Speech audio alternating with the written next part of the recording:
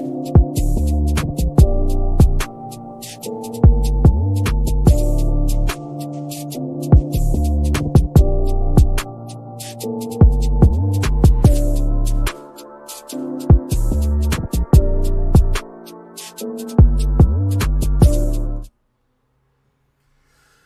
good? What's good? What's good? We're here on a Saturday, on a late Saturday. I know y'all not used to this. We ain't either, but welcome to the Chop Up Show. I am Damo, the political plug. I'm here with one of my favorite people in the world, Toya G. And we are here to have a dialogue with you all. How are you doing today, Toya? I'm doing all right. We are here thriving and surviving, doing all those types of things. Like you said, it's late, so this is a little bit different, but we in here. Okay, all right. Well, it ain't that late now. It's like 9 o'clock. We ain't that old. Don't make us out to be that old, Toya. It is midnight 30 over. It's midnight over on the East Coast. So shout out to y'all. If anybody on the East Coast living here, like y'all are amazing. Anywhere, I mean, honestly, even if it's 10 where you at, shout out to you. Out there in the mountains listening to us in the Central Time Zone, just wherever. If you out there, if you listening, and of course, if y'all catch this on Apple Pods or on Spotify or on Amazon or on one of the many platforms that we are on, shout out to you for just staying consistent and tapping in with us whenever. That's always an option. Oh yeah, look, Anthony said it's midnight in Detroit. Chris John said it's late over here. Like, all right, okay, I get it. Y'all on the late night creek. What's up to y'all though? Shout out to y'all for even saying something. As you know, make sure you say what's up when y'all come in. Y'all can even let us know where y'all from. It's definitely just a blessing to have y'all in the mix.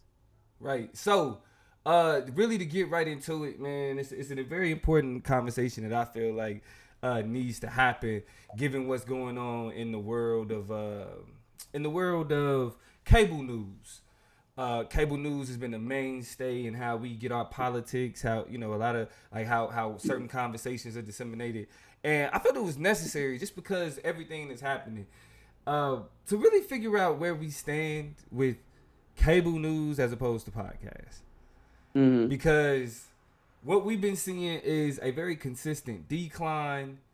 You know what I'm saying? A very consistent, persistent loss of trust of people in the cable news lane. Now, what really kind of sparked it off though was the firing of Don Lemon and Tucker Carlson, which is old news. On the same day, on the same morning. Right. Like Black on a Monday, right? Black Monday. You know how they do that.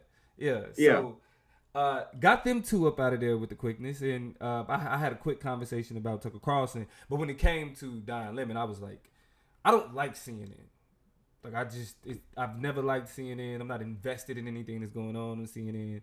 So I really wasn't tripping. But we wasn't able to actually get your initial thoughts when it all popped off. So like when you heard about it, Toya, what was just like your initial reaction?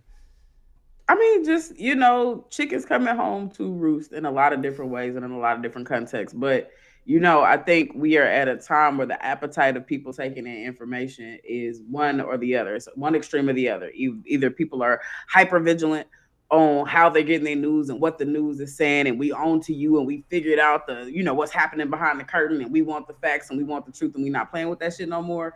Or we down to be mystified and we're gonna follow everything you say, and we're very easily lulled by the messages that you have, and we're okay not really asking questions or leaning in. You are trusted voices, you are friends of the family, we brought you into our home, your personalities are, what I'm saying, like I live by how you gonna give it to me, and so I'll just wait until you tell me the sense I should make of the world, and I'm fine with that. And so really, in a lot of the ways, it was just like a lot of people have invested a lot of time in making sure that the news is being held accountable, whether it be through lawsuits with Dominion or through just a number of events over happening at CNN that's causing their tide to change. Something was gonna happen.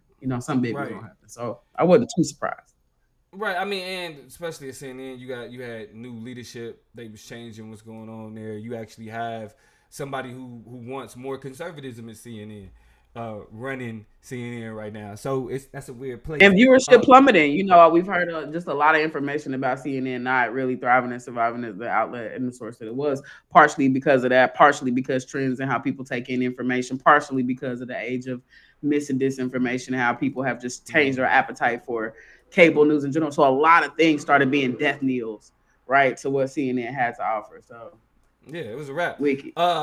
And but what we are starting to see though, we actually starting to see a shift in how like the younger generation even views cable news, specifically as it pertains to the news that they would get from social media, right? And Mm-hmm. based on really how much news we get from social media. So if we just look at some of the information out there, U.S. adults under 30, this is according to Pew Research, now trust information from social media almost as much as national news outlets. If you look at the graph here, you'll see that in that under 30 group, you have social media sites literally almost on the same level of national news organizations and local news organizations. And as you can see in that under 30 group, there's a rise in trust that you find with social media sites, and you see a persistent decrease in what we see in local and national news. Now that's not the same. You know what I'm saying? The older you get, the less trust you see in social media. But with that new generation, you know, like which pretty much they saying is like taking over everything now, right? Mm-hmm. They're literally starting to say that social media sites are pretty much as legitimate as typical as what we know as traditional normal social media or excuse me, Mm-hmm. cable news media. Now it's getting even worse. Toya, we're getting to a point where people feel as if cable news is deliberately, flat out, lying to them. According to this Mm-hmm. article in Fortune, there was a study that was put out by Gallup that found out that people felt like, let me get that corrected here. People felt like when they were asked whether they agree with the statement that national news organizations do not intend to mislead. So to be clear, when they were asked whether they agree with the statement that national news organizations do not intend to mislead, 50% said Mm-hmm. they disagreed. Half the people watching it said they disagree with the idea that they don't intend. Only 25% agreed. So that means you had Yeah. 25% of people on the outs, right? Right. Right. They was on the outside. You had 25% of people that was like, I don't know if they doing it on purpose Right. or you know what I'm saying. So do any of these numbers surprise you? I mean, they don't. I think the way that we have come to kind of use news as a way to figure out and understand the position of people. I mean, think about it. How many times have we read headlines of somebody being shot or killed, or seen the picture that they decide to use, and we ask ourselves why you chose this picture over this picture, right? Like, Mm-hmm. there are so many different examples, from wordings, from selected pictures and things like that, that tell you that there are people who are actively, the button pushers are actively participating and making sure their particular approach or their vision of what the story, how the story should exist in the status quo, is prioritized, right? They're gonna push it how they want to push it, even though they get to argue it's the news, right? If you read it, there are facts. It's happened to 70 people. I wrote 70 people. This is how many, like, so they're able to say those things, but there's always what they call in that industry spin. And so, just to Mm-hmm. kind of give some of the history of the news, if y'all didn't know, back in the day, you didn't really have the ability, because of it, the lack of numbers of resources to get your news. And I mean, back in the day, I'm Right. talking about horses and carriages and going to the picture show. What the way you people used to get their news, first of all, you wouldn't find out about news that happened, especially internationally, for months. Some be going on 3 months from the time you get the news, and you wouldn't know it unless you went to the movies, you Look, bought a movie ticket, you sat in the gallery with everybody, regardless of what they thought and what they believed or whatever, and they like publicized, they did a news story ahead of the feature film that you were about to watch, kind of like we have previews now. So back mm-hmm. then there was less of an incentive to get into how we just need to put it. You just need to know they having a war over there, that they go, these dignitaries and world leaders are meeting over here. You also need to know what's happening over in the next county. But that's how people got their news. It wasn't a whole bunch of choices or selections or flavors. It was really about making a point. And we'll talk about this later, but that dynamic of made to to order, have your flavor, have it your way, make sure that how you talking about the round the dining room table is the same thing you see on your TV.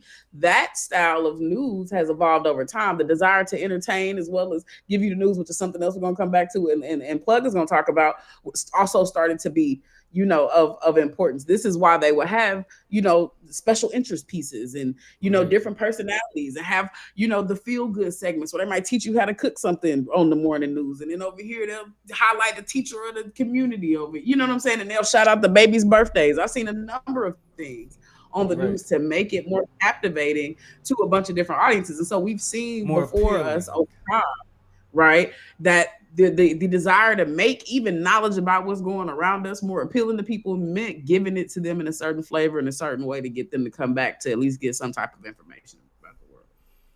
Digging into these comments real quick. Thank you for that history, Toya. We're going to get into a little bit more history in just a second. But digging into these comments, J Universe said, y'all go live while I'm drunk.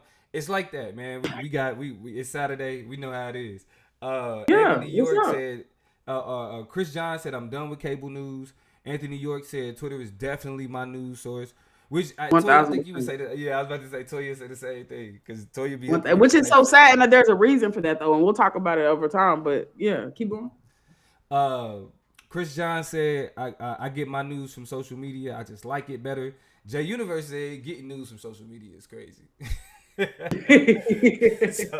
so he felt a little bit differently. And then Chris John again said, today anyone could be a journalist. I just rather listen to black journalists and bloggers on social media, straight up. And we're gonna talk more about that when we get into like the rise of independent media. But I do want to point out, or just give a quick history lesson on how we got to what cable news is in the first place. Right now, first understand that we got cable news simply because Ted Turner, the dude who started CNN, somebody told him that he couldn't make an all news channel. So he was like, hold my beer type shit. Right. Mm-hmm. You know what I'm saying? So that's how we get CNN, where this was the first all news, all day TV channel. People had their concerns, what was necessary, right? The reason why they didn't think that you could have an all day, all news channel was because it's like, what you gonna talk about all day, right? Mm-hmm. So what ended up happening though was after CNN was established in the early 1980s, we ended up in the Gulf War. And what CNN was able to do is they were able to have people like boots on the ground in in the Middle East during the Gulf War, right? That was able to like literally give people like real live shots and like real perspective on what war was. And real time conversations about, breaking news and how things were developing. Right. Then so they blow up after that. The next thing you get is they had the straight up shot of the Challenger space shuttle explosion. Boom. Mm-hmm. Another spike in popularity. Again, because if all you doing is talking about news, this is the only newsworthy shit. Oh my God, a tragedy, right? So, but we already starting to see that, like, okay, they're getting that popularity based off of like really sensational, tragic shit. And then the next boost in popularity that they had was with people from Texas. The only people that probably remember this, it was baby Jessica in Midland, Texas, fell into a well. It sounds familiar. Right.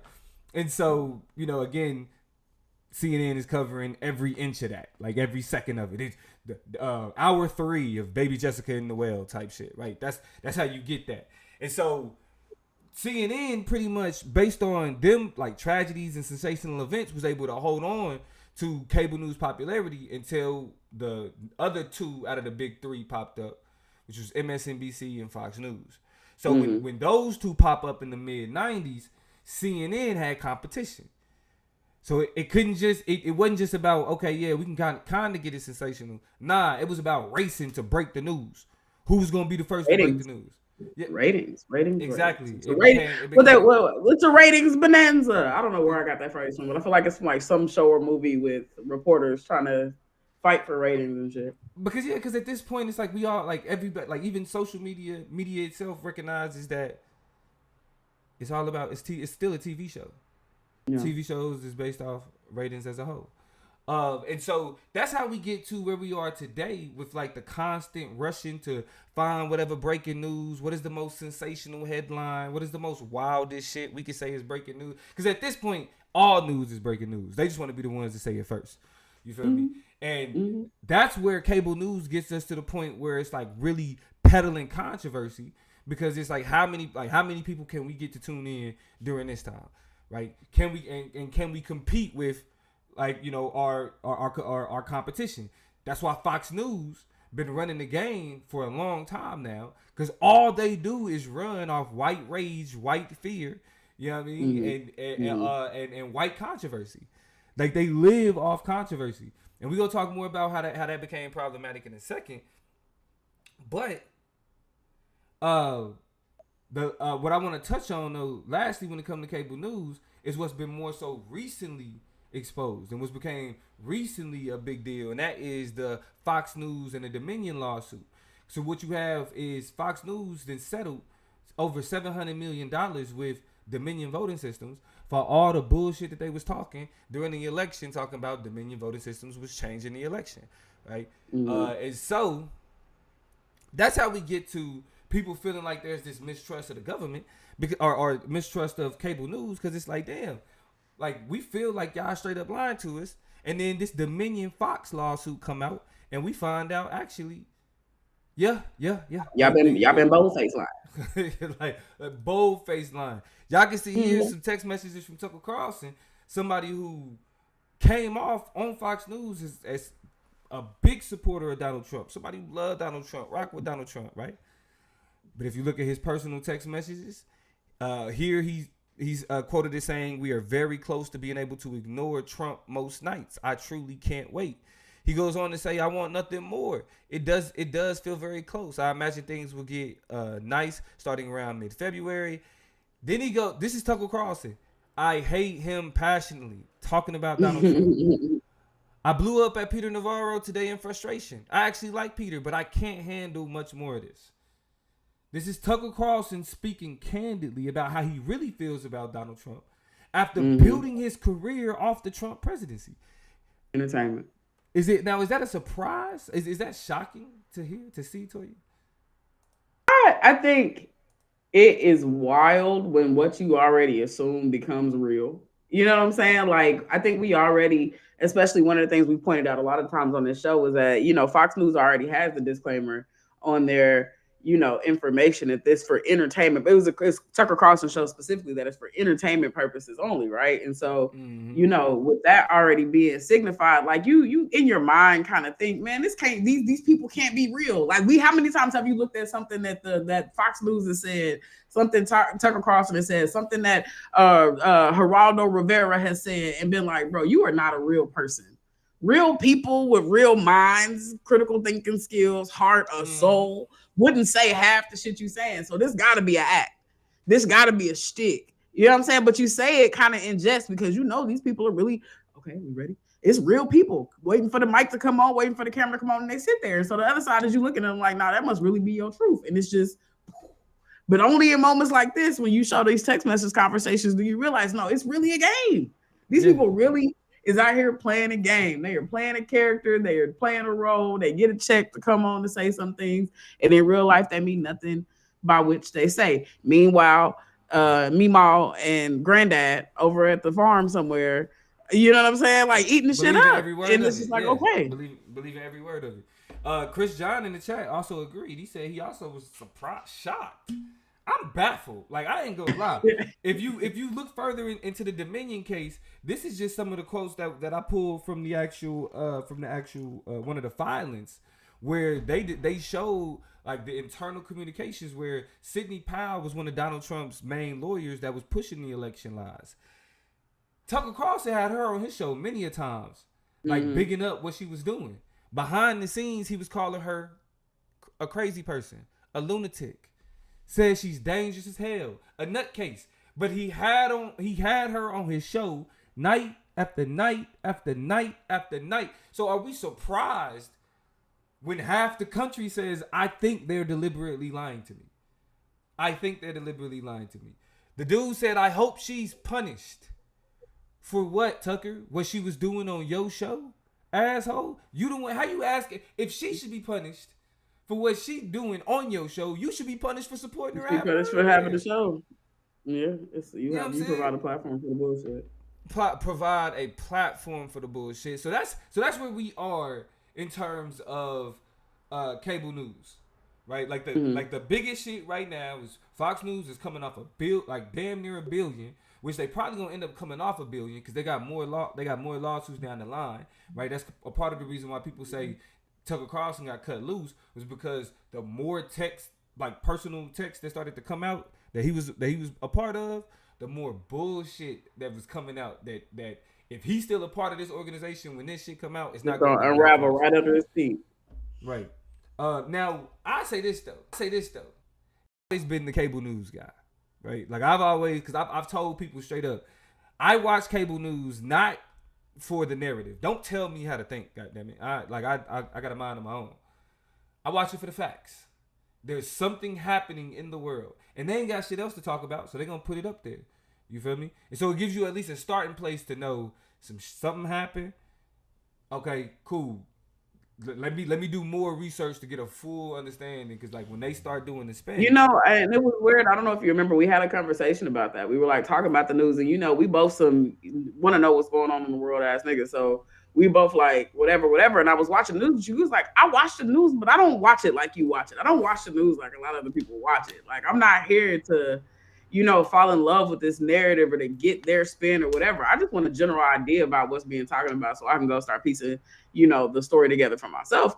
And I'm a pretty tough, smart, sharp cookie, right? So I do a little critical thinking myself. But for a minute, I did catch myself being very comfortable in what was provided to me, as opposed to looking at people who, even though they sound like they're giving my version of the news, right? This liberal news. They got these black and brown people up here. They're talking about these particular stories in this particular way, that I should still have a high level of discernment and be judicious about how I'm taking in and interpreting, what they're proclaiming to be the facts. Right. So it gave me a moment of it was a jolting, right? It was a very obvious piece of information and wisdom, but it's like, yeah, I forgot. I'm supposed to be skeptical of you too.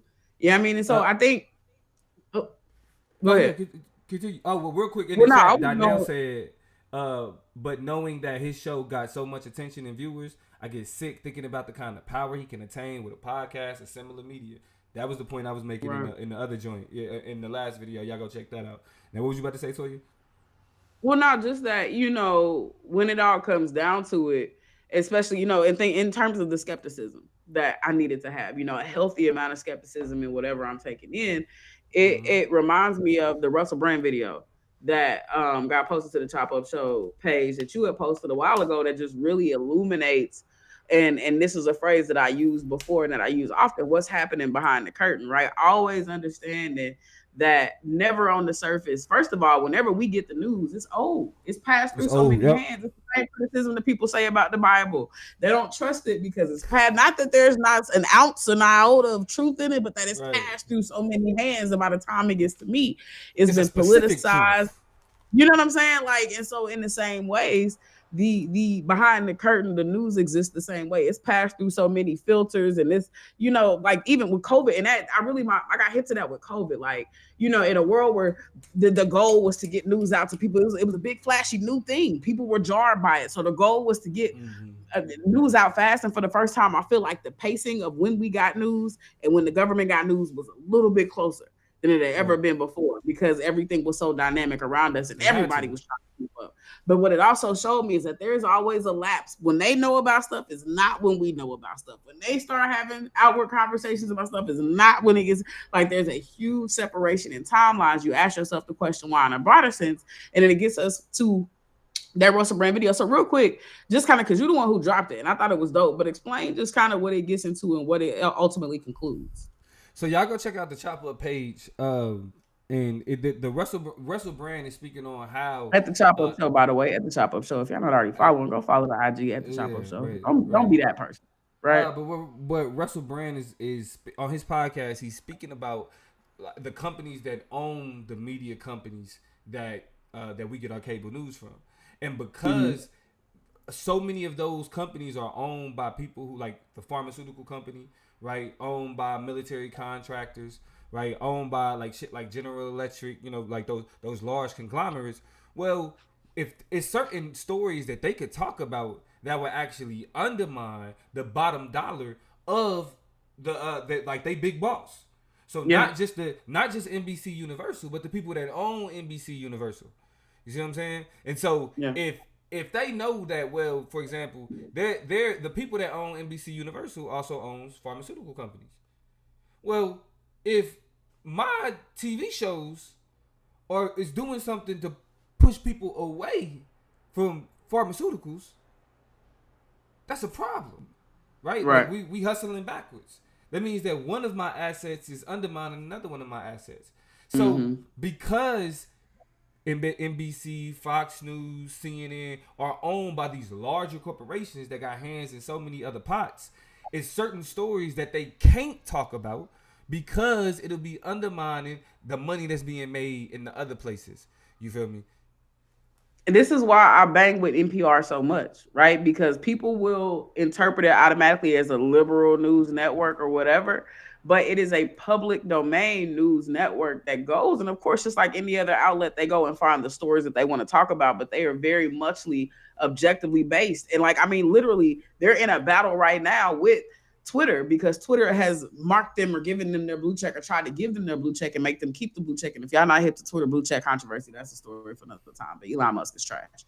So with this Big whole blue trash.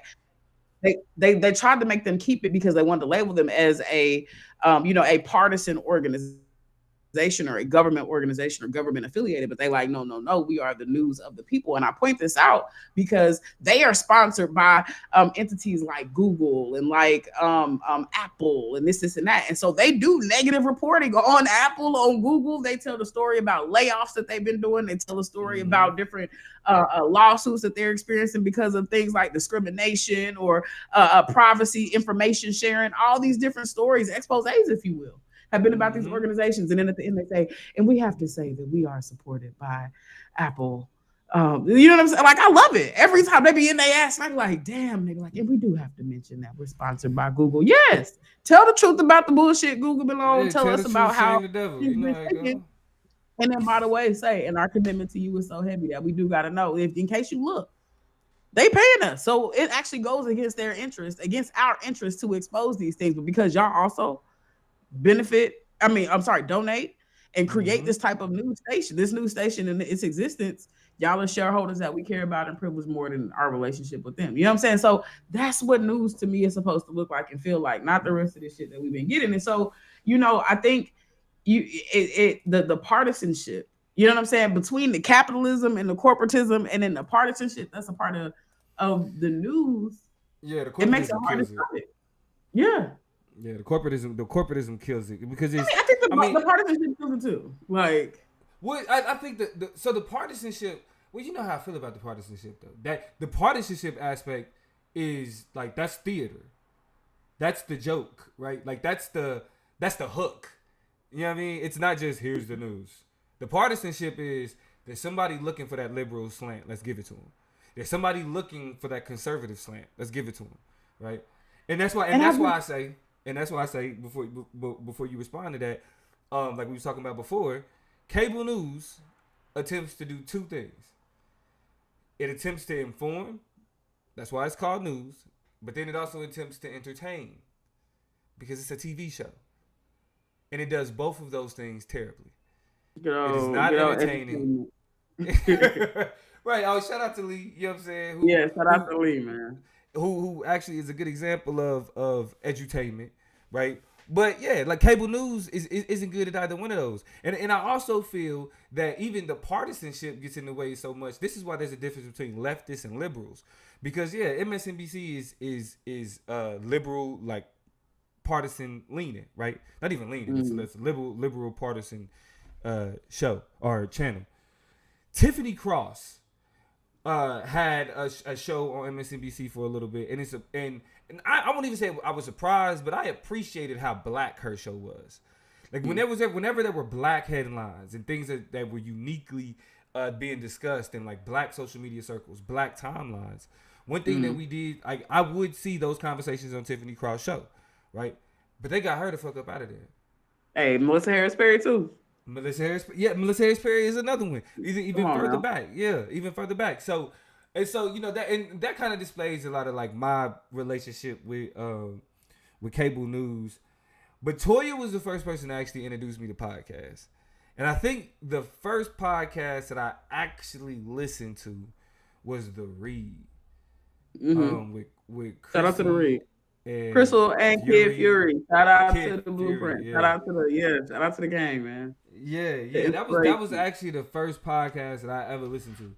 And I thought it was interesting. You know what I'm saying? So like I feel like Toya, you could do a better job than me than kind of like, so because I could give the cable news breakdown, but like I feel like how has podcasting taken over how we get the news, how we get information? I mean, I think over time, right, podcasting started off as a very niche endeavor, an individual who didn't mind, public speaking and hearing the sound of their own voice, which is everybody's, as a communication scholar, you can definitely say is 97% of the American public. It's probably not 97, a little bit lower, like 91. But have a fear of public speaking. And so a lot of people who didn't have that fear, but also didn't have the platform, was like, oh, snap, let's get into this. Literally, the Chop Up Show, if y'all don't know the origins of the Chop Up Show, we started recording in like 2016, maybe 2016, 2017, me and Cam G, shout out to Cam G. Shout out to Cam G. And we just got the idea, man. You been hearing about this podcast thing? Yeah, man. How can we I was in California, Cam was in Dallas. And so we like, man, me and him is on the phone. We also talking about these podcasts. We know about The Read. That's really the only one that is big, that's like growing in a very small niche part of media. But we're hearing the buzz about podcasts and stuff like that. And me and Cam, being the intelligent people we are, having phone conversations like, boy, more people need to hear this. Hey, you said that, bro. Like, hey, that's facts. We talking real. Like, oh my God, like we killing it. More people need to hear this conversation. Like, really, just like we dropping bombs and we chopping it up. You know what I'm saying? And more people need to hear about it, know what's going on. And so from there, went ahead and jumped on the podcast scene. I tell that because I was the only person, you know what I'm saying, on my timeline. I was like, hey, I got this podcast. Like, hey, listen to this podcast. Like, so people weren't really doing it, right? Maybe one or two every now and again. But in terms of it being new, over the last decade or so, because I say not even decade, I say the last 5 years, more and more people figured out that if they can get enough people to like what they're talking about, and they don't, can get out of just being special interest, they can do everything from investigative reporting and look back on things that happened before. They can do special retelling. So everybody who loves podcasts about, true crime and stuff like that, like, let me tell you the story as it really happened with all the juicy details. People started, getting on and wanting to make projections about the future. Huh? I lied. How? The Read was not the first podcast that I actually. What was the first one? Serial. Fucking with right here. Serial. Yeah. You know what I'm saying? My like wife, the Serial podcast about Adnan. So it was a murder podcast. It was about like him murdering his girlfriend and him being accused and like all the iffy things about the case. So the first podcast that I heard actually was Serial. But yeah, go ahead. Because when you said you was like the true crime breakdowns, I was like, oh yeah, that's actually how I heard about this shit. Yeah.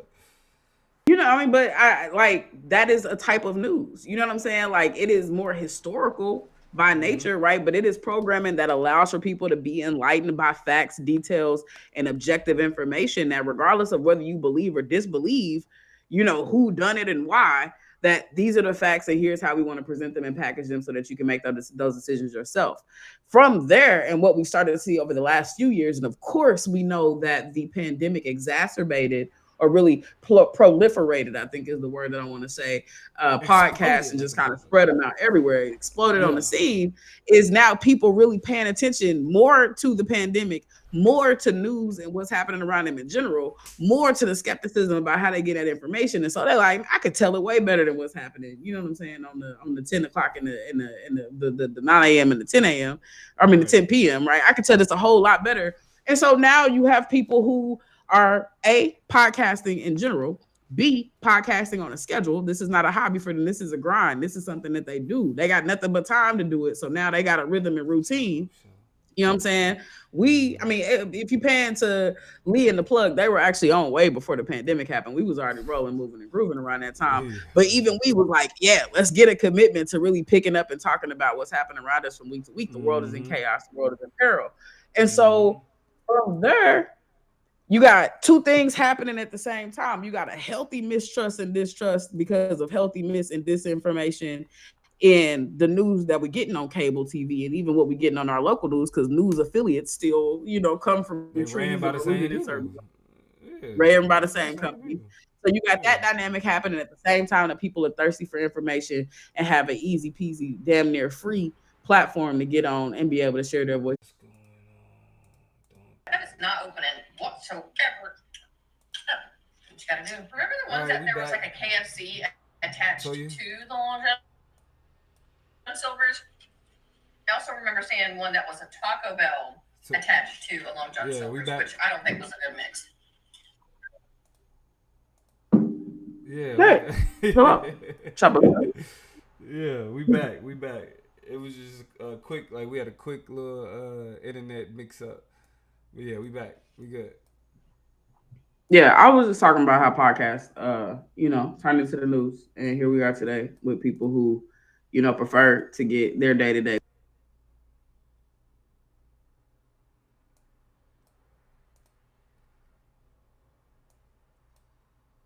Yeah. Let me just make sure you straight. It sounds like it's a little bit of an echo.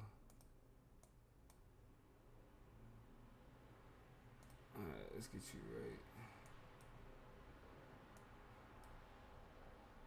Alright, say something. Some,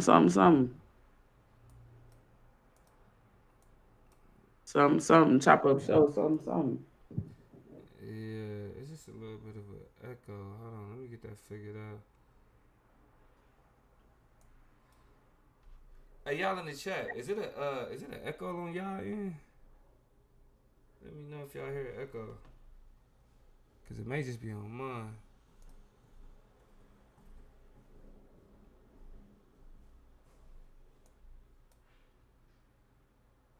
Anybody in the chat, let us know if y'all can hear us. Everybody in the chat.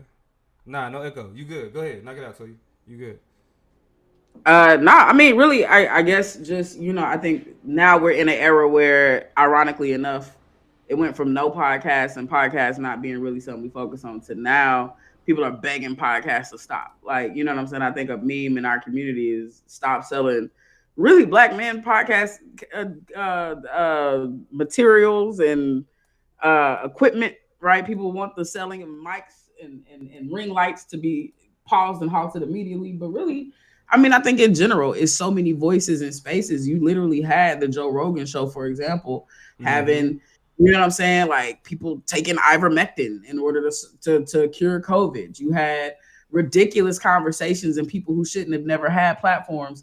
Kyrie at times, right? For example, right, on different podcast platforms, you have the Draymond Greens of the world now who get to be like ridiculous about stomping on somebody's chest. Like, bro, why do you even? You should have to face the media. You shouldn't be able to run in your little hidey hole and turn on your podcast equipment and vindicate yourself. Fool. Like, you should have to go through the tough task after you stepped on somebody's chest and having to look in the cameras and being like, so, right? But he didn't have to do that, right? Or he at least got to tell his side and do it in a way that got the grill off of him because of podcasts. Now, some people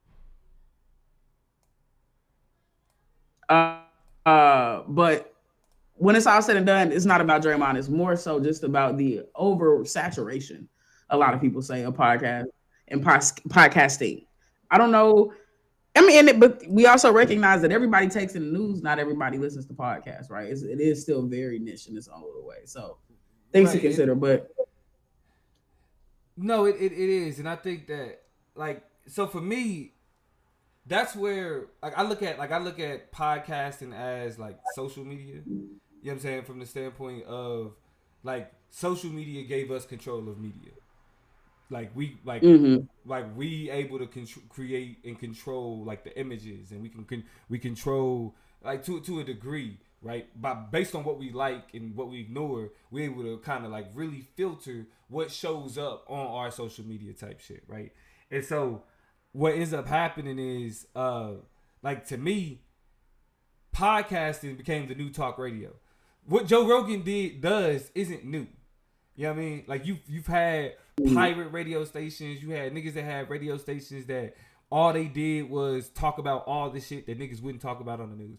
And I ain't gonna lie, I used to listen to talk radio. Like a lot of my conservatism that I listened to what was outside of Fox News was more so like conservative radio stations in Oklahoma. You know what I'm saying? And the shit that they was on.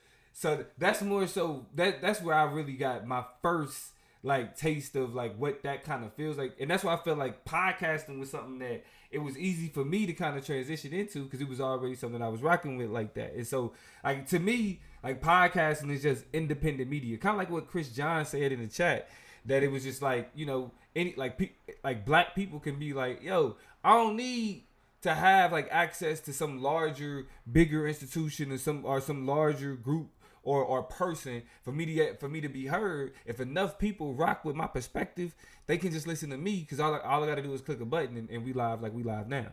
I mean, and, you know, I think that's what made Twitter dope. Like, you know, as a beginning and kind of epicenter of what I think social media became capable of on a political platform, on a branding platform, on all those different levels. Twitter really set the tone because it became a space before your favorite figurehead, political leader, entertainer, whatever, had an Instagram, before they made a Facebook, before they thought about a Snapchat, they had a Twitter. And so we were able to hear from the horse's mouth, hear from the source about a lot of things that if somebody wanted to set a record straight that the news got wrong, they went and talked about it on Twitter. If there was some issue, if there was something and people needed to know it instantaneously, they would tweet about it. And then at the same time, do press releases and wait for the news's rotation or wait for the print media to get around to get to it. But the tweet was right there for you to understand what was going on. And so the legitimacy that Twitter had in terms of being news and being social media was its ability to tell the story from the source, right? All you needed to be sure of was that it was actually that person speaking or talking to somebody who represented them, and you were good to go. Similarly with podcasts, what we've seen is that when you want to know from somebody, think about how much news has been broken, or how many stories we get told, or how much new and refined information we get from pods, from somebody sitting on there and they're like, we didn't even know something was coming out till they said something was coming, or we didn't even know it was this crazy, or that the issue played out like this, or that these people was beefing or whatever, you know, through podcasts. And this is one of those moments too where I am curious about if podcasts exist in other communities the same way they do in the Black community, because I think Black people, as usual, have uniquely taken this medium and done something unique and special with it in terms of sharing information. So I don't know if Latinx people look at podcasts and what they provide in the same ways as news in their communities. I don't know if white people, if Asian folk, I don't know how people, but I just know us as Black folk, like we have literally, especially in the areas of what we like, news and entertainment, and media. I mean, news, entertainment, and even sports are, I guess I would say, we get a lot of information from that, right? Think about the Ime Udoka story, right? As a Celtics fan, I was burnt up, about the possibility of losing my coach and the fact that something was happening. But Matt Barnes and them, because they had was like, oh my God. I mean, but exactly, he could be on the way to Houston. No, they did. They went ahead and hired him. He's now the coach of the Houston Rockets. But yeah, shout out the Winter Dragon for sure. But you know what I'm saying? Like, there's just the ability to control the spin in another way, right? You have another voice, you have another perspective to offer, and these pods becoming super important, right? All you need is a platform like ours, and now you can tell your version of the truth. And I like to also shout out to Sean, who will pop up in here on this every now and again. When we took our little winter break hiatus, I still got the screenshot of my phone from where he's like, where is the Chop Up? How will I know what's going on in the world if I don't have the Chop Up show? So that said a lot to me about the role that even we might play in some people's lives in terms of how they start to understand the world around them. We also are news, right? So I think pods are social media, pods are media, pods are news. And it's interesting how they've gotten in that position, because now I think it makes it even harder. And this is, I guess, a question I could ask to you. Do you think would podcasts also function as news? Do you think it makes it harder? Do you think it makes it easier to ascertain the truth or the facts about things? Because it's like you would think with way more sources of information. Right now, we're getting 1,000 different versions of whatever the news is, whatever the truth is. Is that good or bad compared to having cable news or just going to traditional forms of news, your newspapers, your radios, or whatever? Like, which one is more effective to you? So I'm gonna be honest. I think it's the same. I think it's the same, because it's like we we live in the information age, but the more information becomes readily accessible, the more misinformation becomes even more prevalent. And I think what happens is we all have Google. I think we sleep on Google, right? Like having access to Google gives us more access to more information than any other time, any other group of people in history. You know what I mean? Like for us to be misinformed as a people kind of speaks to like the failure of modern civil society. Winter Dragon said he couldn't hear me. Okay, we're back in the mix. But the fact that we have so much information readily available, like easy, that so many people just go with like the first thing that people say. You know what I'm saying? It tells you that the accessibility of information is never what was what drove people to, you know what I'm saying, want it in the first place. You know what I mean? Like we have to, like nowadays we can look at things like we have confirmation bias, and we have like the fact that if you want something to be told, like if you want somebody to tell you that something is true, you can go anywhere on any social media platform and find somebody telling you that somebody else to be like, "Yep, sure is." So like, well, we could be like, all right, I want to hear somebody talk good about Joe Biden. I'm gonna go to MSNBC. If I want to know what Joe Biden did good for the country, I'm gonna go to MSNBC, CNN. If I want to hear anybody talk shit about Joe Biden, oh, easy, Fox News. Ain't even question. Boom, I'm right over there. That's a word. Social media the same freaking way. Right? Yeah. But the only difference is you start to see a lot of the things that's like getting outside the bounds of what's considered political correctness. You know what I mean? And so it's like you get a podcast. I'm the type like, okay, I want to hear somebody talk shit about black women. I can find a podcast of somebody talking shit about black women. I want to hear somebody talk shit about white men. I can find a podcast of somebody talking shit about white men. But the issue, though, is that because we live in an anti-black society, we see that what's desired in society also being reflected on our social media. And where I think social media is a bit more dangerous, and why we get it's something and because we're gonna talk about regulation in a second, but why like that's a good thing for like the major news companies is because our society is built off anti-blackness. This means that anybody that's kind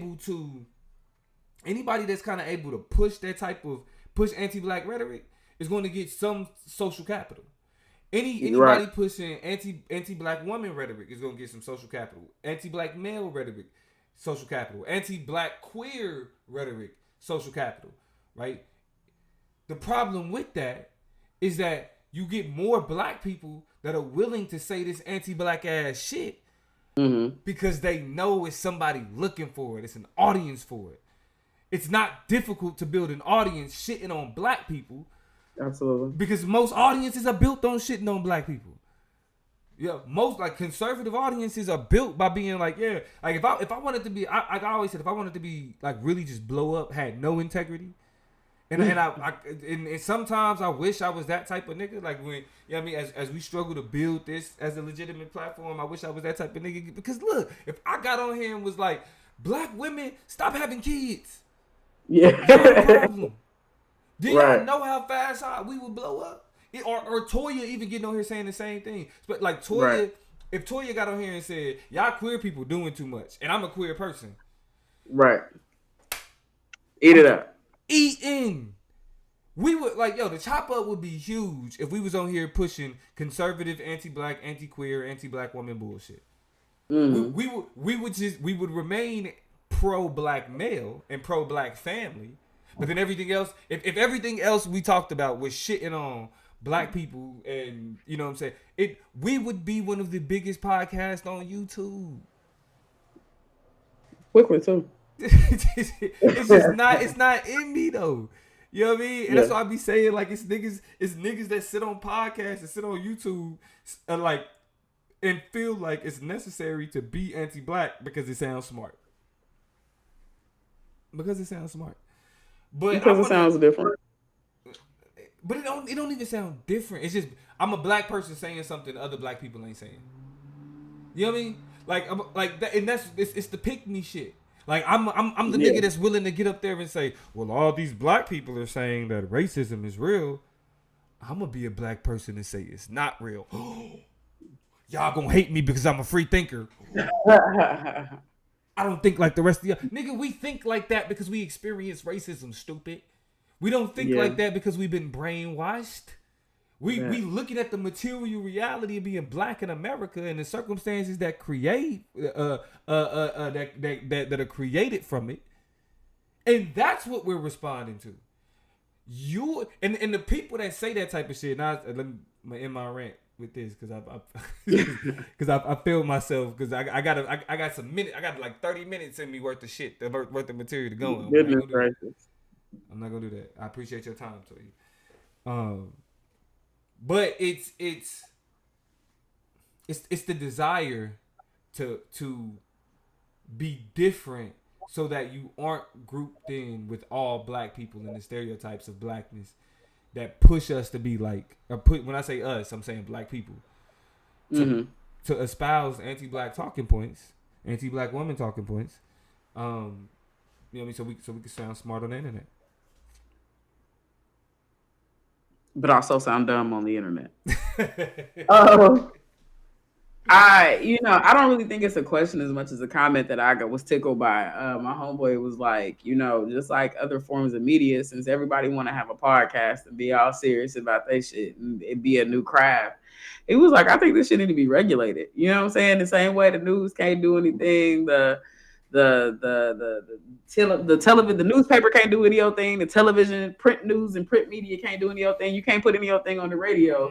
That there needs to be some type of, because just everybody is jumping in the ring saying, talk, listen to me talk, and if you care about what I have to say, follow me, and I got you.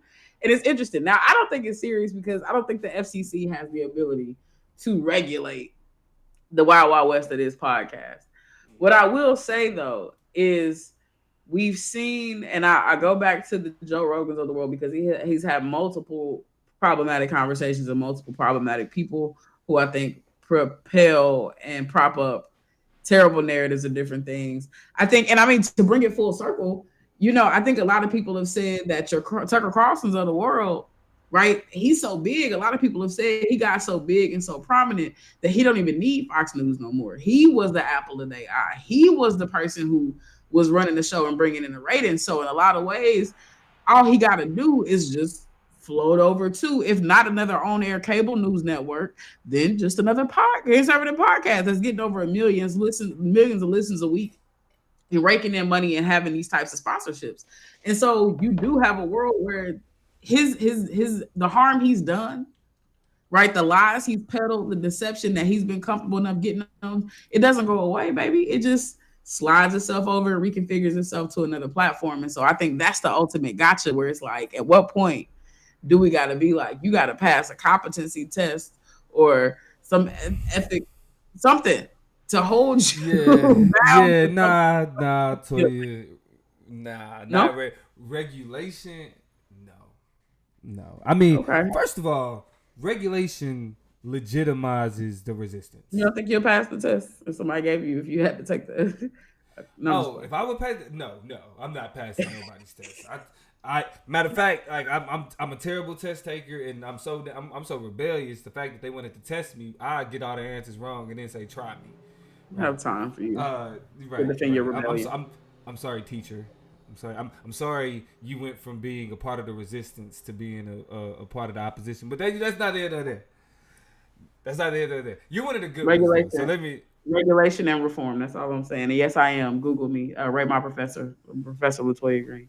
Hey, no, actually, I do challenge y'all. If y'all want to know how dope Toya is, go to her Rate My Professor shit. Just go. It's all right. It's all right. It's okay. But, very okay. But I do think that regulation becomes a problem because as a black person, that shit ain't never worked out in our favor. As much as we want to be like, yeah, let's get some regulation so that these white supremacist podcasts can be problematic. And like Dynell said, but who regulating? That's the question. It might be necessary. Exactly. But it ain't going to be us. It ain't going to be us. Tucker Carlson was able to get on Fox News, which is regulated, and build an audience by pushing shit like the Great Replacement Theory. He was able to do that on Fox News. He doesn't need to go to pop. Now, again, go watch the video that I did on Tucker Carlson. I kind of explained a lot of what, like, really specifically what Toya says, how he's actually more dangerous in the independent media sphere. However, what Tucker Carlson was able to do successfully, which made him a media darling at Fox News, was his ability to normalize fringe white ideologies. White ideologies that in most cases were not allowed in polite company, right? Polite conversation. Tucker Carlson made them more polite. What was that? I'm trying to think. It was like a theory that you had. I'm keep talking because it's gonna come back to me and be like, oh, this thing. But it was like it also had to deal with like the normalization of the white genocide theory. So like the conversation that Tucker Carlson would get on would be defending the Great Replacement Theory, which was a French white nationalist theory that said that European elites were allowing Muslim and other brown countries to immigrate into France and other places to pretty much wipe out the white populations in those countries. Mm-hmm. When it got to America, y'all know when America get anything, no matter how, kind of sophisticated France tries to portray itself, when America get any goddamn thing, they make it redneck to the motherfucker. So it went from the Great Replacement Theory in France to being the white genocide theory in America. Right. They had to put some teeth in it, man. Had to put some teeth in it. So that white genocide. White genocide. Why? Because genocide is language that we use. Exactly. That's language because that's something that white supremacists have been accused, white colonizers have been accused of. Exactly. The genocide of and that it ain't nothing like a white person trying to be they trying to commit genocide on us. They trying to be racist against us. Misandry, shit like that. You know what I'm saying? Shit like that. So, but I think the issue with regulation falls onto, like Donnell asked the question, who's doing the regulating? It'll never be us, and like the anti-blackness is able to get by regulation because it's so normalized. Yeah. You know what I mean? I mean, look at how... And then we end up being like, oh, you say, like, you can't say white on TikTok. You say white, black on TikTok, like, you getting a community guidelines violation. Mm-hmm. You know what I mean? And this is you can't say nigga on TikTok without getting a community guidelines violation.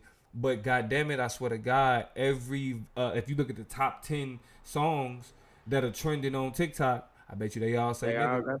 They sure do. So yeah, I can't go with the regulation. Yeah, I mean, you're not wrong. I'll just say that, there's an amen in a world where like Twitter is another place. Like they're supposed to have moderators and people making sure, and people who are paid money. But of course, as soon as the right got into the wrong hands and was bought by the wrong person, all of a sudden people stopped figuring out how to, press the nigger button, and they was just like, nope, let them fly, no problem. You know what I'm saying? The FA expletive OT word, let it fly. You know what I'm saying? Like it exists now, and so on other platforms and other spaces, not only do they get away with it, but it's boosted. It's you know what I'm saying? Regulations are taken off of it so it can exist. So we already know who is going to be the target of those regulations or who won't be allowed to influence or determine them. So, I mean, I don't know. I guess, when I think about the way we just take in information, I use the word judicious, root word judge, to make sure that we're constantly using our best judgment. We also have to defeat and not even we have to defeat, but we're also about to have to fight AI, right? So now we have to worry about not only if our ears are deceiving us, but now whether our eyes are deceiving us as well. And that's going to be something that, I've been listening to a lot of reports about it that just scholars and innovators and tech specialists alike are just like, something interesting is brewing and we got to find a way to jump on top of it and figure it out. So much so that, with AI, we heard that Drake and the Weeknd song that had the Pope in the video and the damn goose down with a chain on and this and that. You know what I'm saying? Just a whole bunch of stuff that's not real, but Drake's legal team had to take action on it. and legal action to get a cease and desist to get that stuff shut down. Now, here's the thing that's interesting: they have done so under the precedence of current copyright laws, copyright infringement laws. But the way that the AI, the technology works, those old antiquated laws that we've been able to rely on to set a precedence will now not be nearly as effective to deal with and speak to the sophistication and the discrepancies in these types of cases, because this is an uncharted territorial world we never existed in before. So now even the legal ways that people can be held accountable for falsifying information, for presenting something as true that is indeed false, for accrediting and attributing something to somebody, a lot of that is going to be more difficult to peg down. And so we have to put on our thinking caps. We have to put on our scrutinizing eyes, and going back to why, I forgot who in the comments was like, I get my news from Twitter. Part of the reason I do is that the way that it's a quickly populating timeline where I don't really have to wait for, like, I just press refresh and I got 50 to 100 more tweets. I get to confirm it because I got 15 different people saying the same thing on my timeline. I can go to the comments and see a whole bunch of people talking about, you know what I'm saying? So they're sifting through and having those conversations for me and kind of confirming themselves from what, I mean, less and less these days with reputable news sources, right? So I'm also, the way it's populating and being curated is effective, but the AI is, again, just like podcasting, even wilder west, right? So it's a lot of questions we have to start asking ourselves about what we take. I'm gonna be honest with you. For like the last week, I have been listening to like other artists like cover whole. Like I listen to Tupac do "Always on Time" with Ja Rule. I literally listen to Biggie do "Hit 'Em Up." I listen to Pac do "Who Shot Ya." Like what AI has been doing, like with like voices and is actually crazy. But do you know? This is the last thing I'll say is that they actually out here though using already AI to scam people, and I'm talking about in the worst ways. Y'all also need to be aware of the fact that they're using AI. So our voices exist on social media. We do the Chop Up Show. You can go find my voice right now, either on my HD IG, the Toya G IG, the Chop Up Show IG, all 1,000 different places. And what they're doing is actually being able to strip your audio files and reorient your thing. And so this new scam that's out here happening to Americans right now is people are being called and their voices are being manipulated to be like, oh my God, such and such has been in a car accident, or such and such has been kidnapped, and they're demanding ransom, or they're demanding money. But here's how it's viable, right? I think there was one fluke where somebody called somebody's parent and was like, I'm right here with such and such, and they're being arrested right now. They ain't handcuffs. They're about to be taken away for causing an accident or whatever. So we got to bail them out. So we need you to send money. And they've been able to manipulate the person's voice and say, Mom, I need you to help me. I need you to send money. Da, da, da, da, da, da. And then people have, what your mama gonna do? Oh, you right there with him right now? I don't have to hurry up and come. Okay, I just send the money. Okay, I'm gonna send it to you. I'm gonna send it to you. Yeah. Send the money to him. And then they not even calling the person to confirm first because they thinking you in the handcuffs. You can't get to your phone right now. So they send the money. Now you call and talk about, hey mom, want to know if you wanted some lunch? I'm on the way in and everything. What do you? I just sent money for your bail, right? I just sent money because they said you was in the hospital incapacitated, and the difference between, like, people are literally getting scammed because of AI. So we have to have, be on our P's and Q's out here. And I just wanted to tell y'all stories to just let y'all know how real and how ugly it's getting very quickly. By the way, very fast. These developments are happening. So the last thing I want to touch on,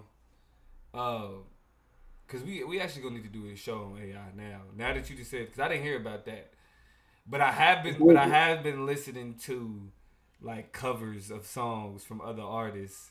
Shame on you for supporting. Oh, like AI, it's crazy. Illicit voice stripping.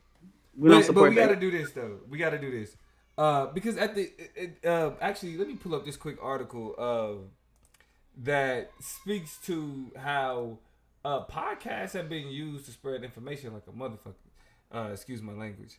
I'm saying excuse my language, but so this article from Global News pointed out how podcasts have become misinformation machines and what can be done about it.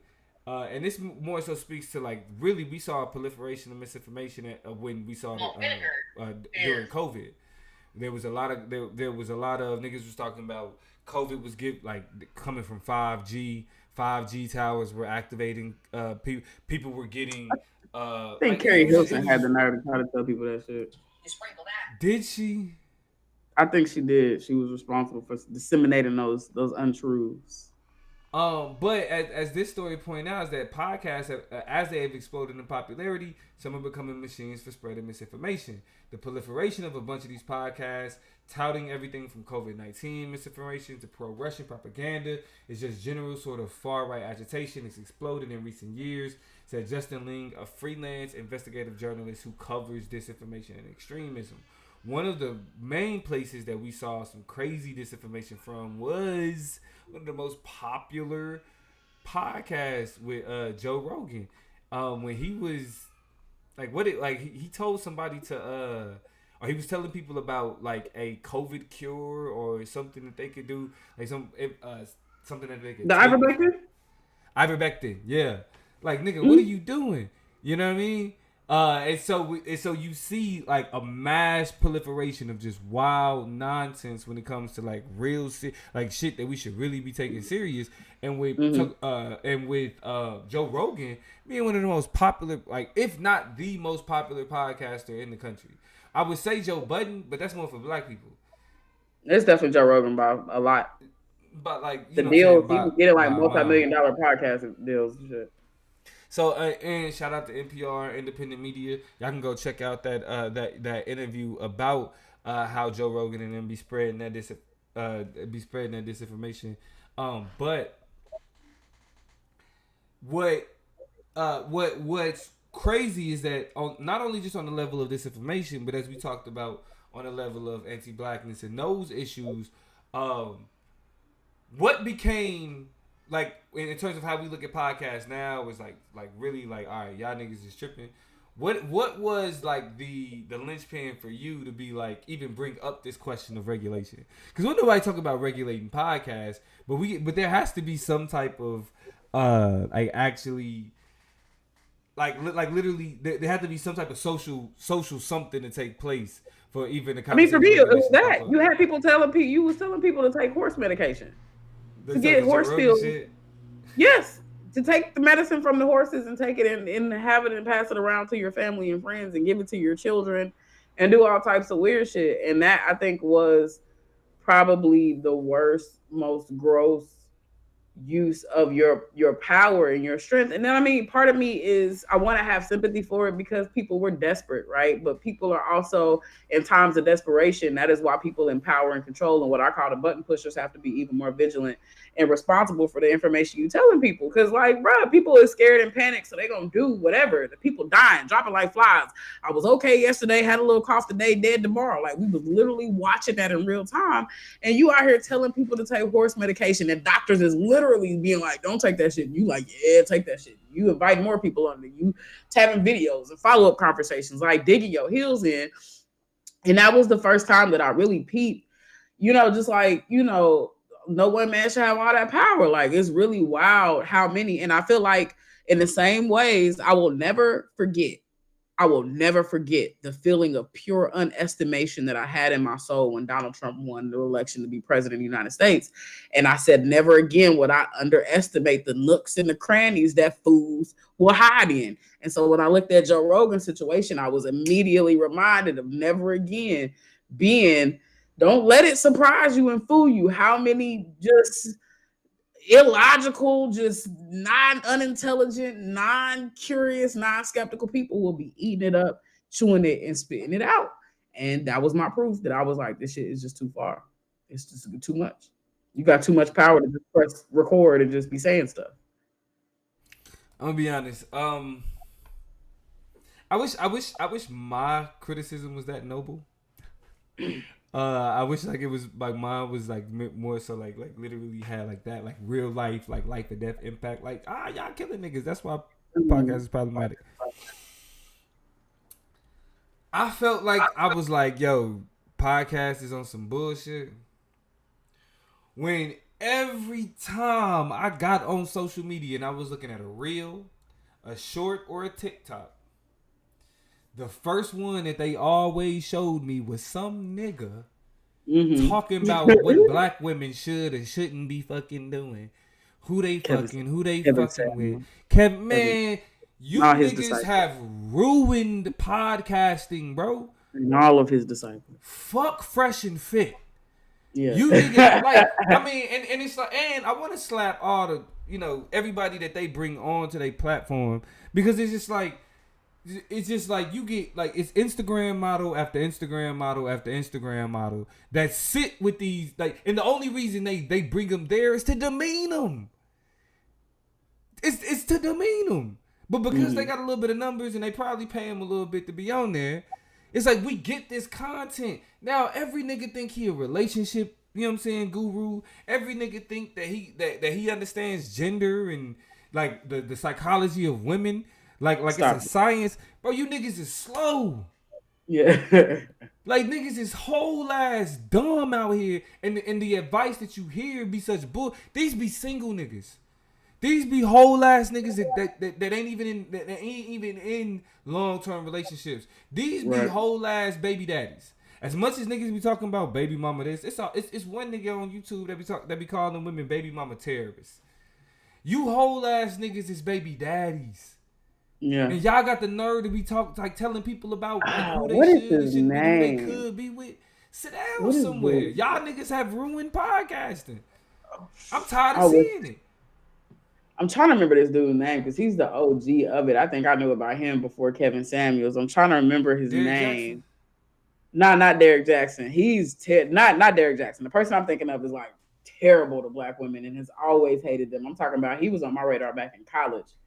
Oh, what is his name? I used to know it and be able to spit it out because he was so terrible. But he was a YouTuber, more or less. But I feel like he kind of got with the times and transitioned more to podcasting. But I it might come to me while we talking. But just terrible.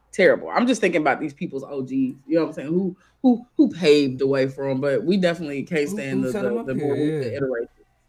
Yeah, like it's like for me it's whole ass, like I hate it, bro. Like I hate like niggas that complain about misandry, like niggas that use the term modern woman, right? Any manosphere conversation, anything associated, any manosphere adjacent conversation, like y'all niggas have literally ruined podcasting by thinking that, like, well, not only have y'all ruined podcasting, niggas done set like the black men and black women relations back at least 10 years. Absolutely. At least 10 years. Like, we supposed to be moving away from plantation patriarchy. Y'all niggas have embraced it. Yeah. You know what I mean? We supposed to be moving away from the ways in which white men have shaped how we understand relationships, sexuality, etc. Y'all chasing it. That's the standard for y'all. And it comes from niggas who tell you that they free thinkers. That's the irony in the whole shit. That nigga think, according to the niggas that think that modern women have issues with, you know, the reason why you can't keep a man, nigga, why you ain't got no woman? Why can't women stand to be around you? My lord. You feel me? And that, I mean, that's a whole other show, but that's essentially what was the straw that broke the camel's back. I remember like one morning, you know what I'm saying? Like I was doing my morning rituals, you know what I'm saying? Taking in, you know, everything that's important to me in the morning. You feel me? And you know, I'm tapping in with social media as a, you know, podcaster, as a budding influencer myself, if you will. Right. I'm taking in my morning social media, seeing what's up. And when the first 3 posts is like, man, see, women, when y'all look at swipe. Why is it that black women swipe? Black women continue to swipe. God, I got off TikTok. I was like, fuck it, I don't even want to be on this shit no more. Like, God, it ruined the whole social media day for me. You feel me? And I'm a nigga that podcast. And so I didn't want to say it, but I got to a point where I was like, niggas have ruined podcasting. You know what I'm saying? Like you make it, because like you're my competition, and there's more of an audience for people who want to hear niggas who have consistently partaken in toxic relationships, been the toxic one in the relationship. Come on. but complain about the toxicity of the, like, it don't And make it's sense. and want to bring people on who can point out that toxicity and then shout them down and be able to do it because it's your show. Right. So yeah, you want to seem like you chest beating and posturing and on the right side of right when it's all manufactured by you to make you feel that way and look that way. So sure, right? Yeah, a lot of confirmation bias. So it's like that's pretty much what broke the straw. Like, was the straw that broke the camel's back for me. Like, I think that, like, as we, you know what I'm saying, approach the end, where we've been here for a little bit. It's Saturday. Thank y'all for joining us on the Saturday. It's 10 o'clock on the West Coast. So everybody else that's listening, unless you're on the West Coast, we know how late it is where y'all live. You know what I'm saying? Yeah, Look at Toya's eyes. Look at her face. that. Look at her face. But that's why I say, you know, so as we approach like the back end of the conversation, I just think that as much as the problem that we feel with social media, like I think that, like, as independent media and podcasting becomes more like more trustworthy and a more viable form of media, especially for the younger generation, I think it's necessary for it to be some sort of balance between, like, the fresh and fits and the chop ups. Mm-hmm. Like, I'm sorry that we give y'all, like, rational, logical, you know what I'm saying, like, non-inflammatory, non-disrespectful, but informative conversation.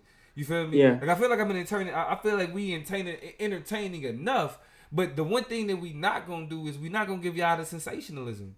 Right, we're not gonna give y'all the niggardry. I mean, so much so that we started to find ourselves kind of falling into a pattern of grouping and scooping up those stories and trying to make them, you know, and there's some gems and knowledge and wisdom to be found in everything to be talking about. But we even wanted to stop chasing the most salacious stories out there and trying to put an intelligent spin on it and just being like, man, we'll let them have that. You know what I'm saying? Instead, we'll try to either take a very solid and intelligent angle to it. And I don't want to say intelligent because I feel like that's coded and that marginalized and boxing certain people out. We ain't no better or no smarter or more educated than nobody else. It's just about having conversations. We all organic intellectuals.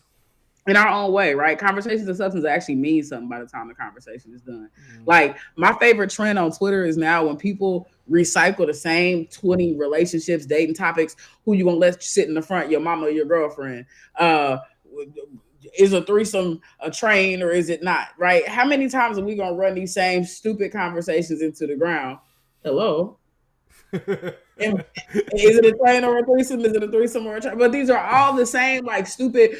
Our $200 dates, first dates, too much, right? Like, the same conversations. And so what people have done on Twitter, pay all the bills, or you know what I'm saying? Like, seriously. So when people pose those dumbass questions, people on Twitter have taken to retweeting them with interesting factoids, fascinating information, things that people did not know, like completely changing the subject. So you'll post that and people like, did you know the history of volcano eruption, volcanic, or like, give me something give me something different from these same spin cycle conversations. It's my favorite thing because then you look in the comments and nobody is acknowledging what was retweeted. People are actually like, I know I didn't know that. Here's another interesting piece of information that now goes with it. Like, it's great. So people want more. They thirst after more. Shout out to y'all for meeting us on that level where we trying to keep a whole foot, dare I say, in the culture. You know what I'm saying? We ain't trying to run from it. We be deep in it. You know what I'm saying? I'm up to my waist in it. But at the same time, trying to find ways to not fall into the same tropes and the same patterns as every other outlet that exists that claims to have something important to say. Right? I think that's important too. Yeah, and I mean, just even this conversation. Like, we like, I mean, just for the sake of, we going to be transparent with y'all because y'all are our audience. It is what it is. We're trying to be thought leaders. Right, and a part of the reason why this conversation came to me is because, as much as we talk shit about cable news, podcasting is going in that direction, and as much as we want to be like, oh, it's independent, that independent shit don't mean that it's valuable. It don't mean that it's that it's true, right? You can take away whatever corporation and control or whatever, but just because it's somebody's opinion that you agree with, like, who the fuck cares, right? And so, like, what the chop up is here to do is like, again, that conversation of cable news versus podcasting, it really don't matter the medium if you don't have that discernment. Now, to my religious folk, when you talk about that discernment, we know what's up. But just from a Amen, scholastic brother. standpoint, Amen, brother. Thank you, sister, sister Toya, appreciate you. But from Anytime. a scholastic standpoint, discernment means being able to hear information, recognize what's relevant, but also being able to take apart on what you feel and what you know is somebody trying to get you to believe something a particular way, right? And so, regardless of which medium you associate yourself with, best be able to recognize when somebody wants you to believe something, and then what's necessary for you to know in order to know what's going on in the world, right? Those are two separate things. Toya, last words. Hey man, when you know better, you do better, right? So if anything, I don't really care where you get your news from. Just keep asking questions, keep staying skeptical, stay dangerous, as they say, right? And recognize that you don't have to take it how it's being given to you. You know what I'm saying? But I feel like a lot of the people in here already know that. So in that case, just share this video.